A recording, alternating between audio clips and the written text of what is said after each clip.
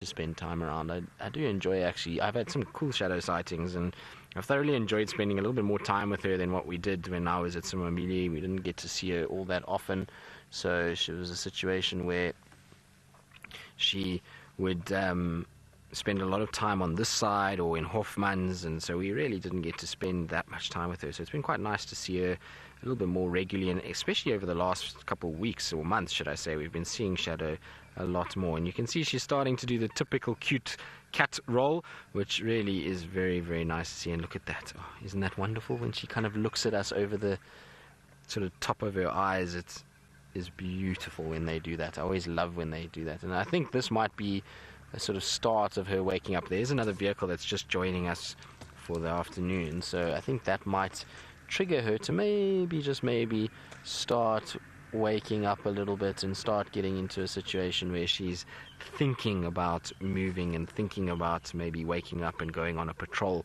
I certainly hope so. It would be really nice to, like I say, follow her around and see what goes on. But back to the pose again, and back to being a sleepy cat now that the vehicle's turned off. So still not quite ready just yet. I was saying earlier, if we start to see her grooming, that's normally a good indication that she's going to start moving.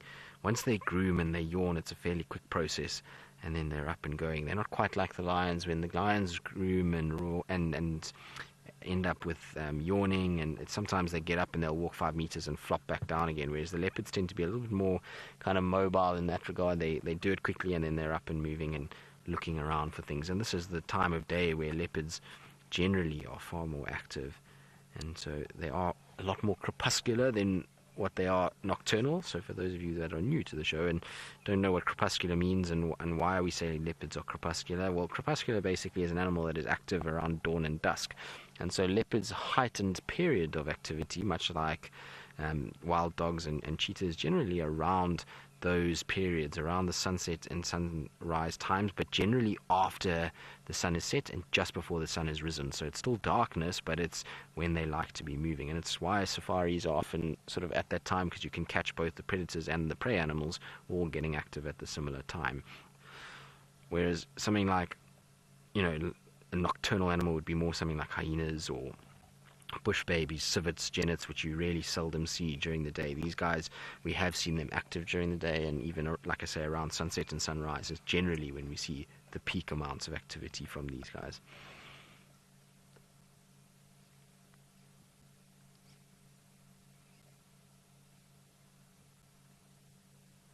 Now, I believe that you guys stopped and you listened to the frogs of the Mara, and that some of you would like to hear the sounds of Djuma. Well, we can't.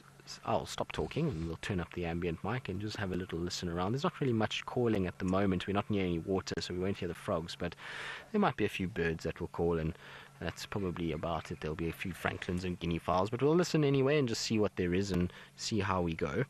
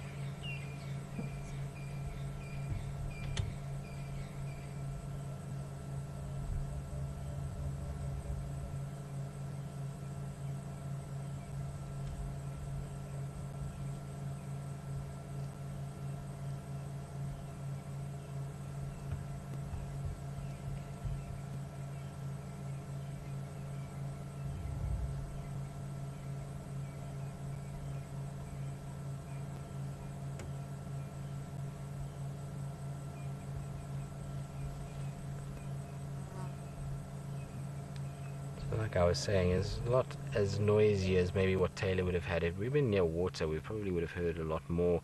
There's the odd francolin calling in the background, a couple of crested francolins that have been calling, but other than that, it's really at that stage of the day where it's quiet, and so we've got a situation where not too much is happening from the diurnal animals. They're all starting to sleep. The nocturnals haven't quite woken up, although you can see Shadow. She's popped her head up. She's starting to yawn now, so I think we might be on the move shortly. I don't think we're going to be down for too much longer. Hopefully we'll be up and moving and following around our tortoise. Maybe it will get some interaction between the tortoise and Shadow. That'll be quite fun to watch. I think it'll be quite entertaining just to see how it goes. That tortoise is quite a big one, and so I would maybe think that it'll probably be a little on the large side for Shadow to be able to consume it. But while we wait and we see what Shadow gets up to and goes on, and whether she decides to start her maneuvering around Djuma, let's go back to the Brent Leo Smith, who will be full of noises himself.